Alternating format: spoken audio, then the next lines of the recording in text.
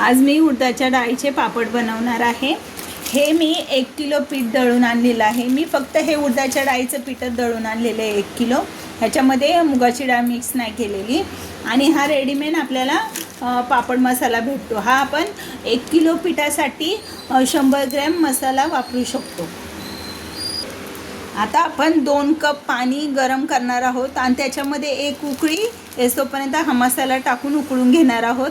आणि त्याच्यानंतर ना आपण ह्या पिठामध्ये पाणी टाकून व्यवस्थित मळून घेणार आहे। आता मी सध्या अर्धा किलोच पिठाचं हे करणार आहे, उडदाचे पापड बनवणार आहे। पूर्ण 1 किलोचे नाही बनवणार, त्याच्यासाठी मी थोडंसं पाणी घेतलं आहे।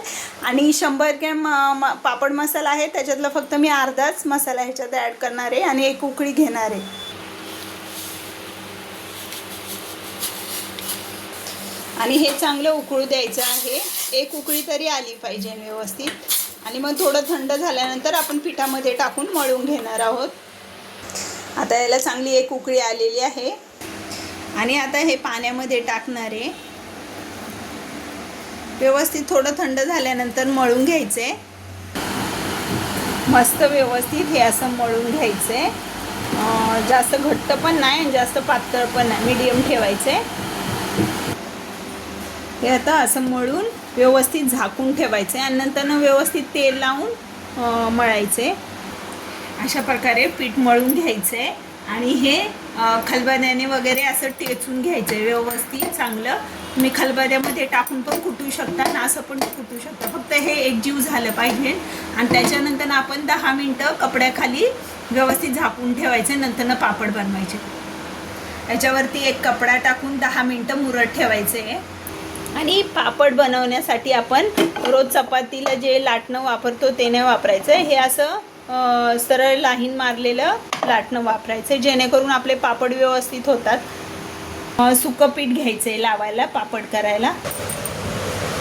आता आपले 10 मिनटं झालेले आहे। आता आपण ह्याच्या लाट्या बनवून घेणार आहोत। हे असं गोल सर्कल असं व्यवस्थित हे करून घ्यायचं आहे, रोलिंग करून घ्यायचं आहे। त्याच्यानंतर ना एकाच मापावरती सगळे कट करायचे आहे।